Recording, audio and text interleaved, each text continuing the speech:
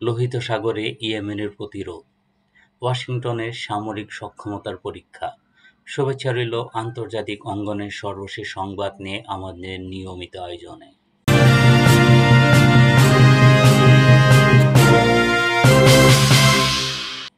লোহিত সাগরে ইয়েমেনি হুতি বাহিনীর কার্যক্রম শুধু পশ্চিমা বাণিজ্য নয়, বরং মার্কিন সামরিক বাহিনীর দ্রুত মোতায়েনের সক্ষমতাকেও চ্যালেঞ্জ করছে।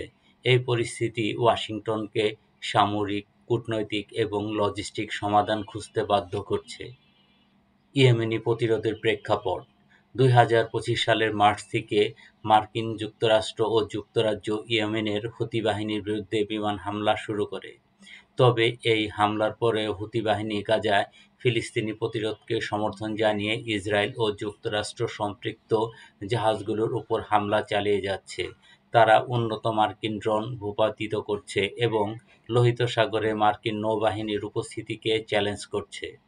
মার্কিন সামরিক বাহিনীর লজিস্টিক চ্যালেঞ্জ: লোহিত সাগর দিয়ে বছরে প্রায় $1 ট্রিলিয়ন পণ্য পরিবহন হয়। হুতির হামলার কারণে অনেক বাণিজ্যিক জাহাজ কেপ টাউন গুড হোপের দীর্ঘ ও ব্যয়বহুল পথ বেছে নিচ্ছে।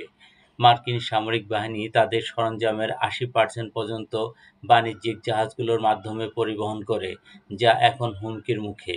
নিরাপদ ও নিরবিচ্ছিন্ন রুটের অভাবে মার্কিন বাহিনীর সীমিত সম্পদ দিয়ে সব জাহাজকে এসকর্ট করা সম্ভব হচ্ছে না। বিকল্প রুট ও কৌশল: কেপ অফ গুড হোপের বিকল্প হিসাবে স্থলপথ বিবেচনা করা হচ্ছে। উদাহরণস্বরূপ, ওয়াশিংটন জেদ্দায় জাহাজ পাঠিয়ে সেখান থেকে স্থলপথে সরঞ্জাম পরিবহন করতে পারেন। তবে এই রুটগুলো সময়সাপেক্ষ ও ব্যয়বহুল, যা জরুরি সামরিক মোতায়েনের ক্ষেত্রে সমস্যার সৃষ্টি করছে। মার্কিন প্রতিক্রিয়া ও সমালোচনা: মার্কিন প্রতিরক্ষা বিভাগের হুতি বাহিনীর বিরুদ্ধে শত শত বিমান হামলা চালিয়েছে, যার ফলে বেসামরিক হতাহতের সংখ্যা বেড়েছে এবং পরিস্থিতি নিয়ে মার্কিন কংগ্রেসে সমালোচনা উঠেছে এবং আন্তর্জাতিক মানবাধিকার লঙ্ঘনের অভিযোগ উঠেছে। লোহিত সাগরে ইয়েমেনি প্রতিরোধ ও মার্কিন সামরিক চ্যালেঞ্জ একটি জটিল ভূ-রাজনৈতিক পরিস্থিতি সৃষ্টি করেছে, যা এই সংকটের সমাধানে কূটনৈতিক ও সামরিক কৌশলের সমন্বয় প্রয়োজন। এ বিষয়ে আপনার মতামত জানাতে কমেন্ট করুন এবং আরও আপডেট জানতে চ্যানেলটি সাবস্ক্রাইব করুন।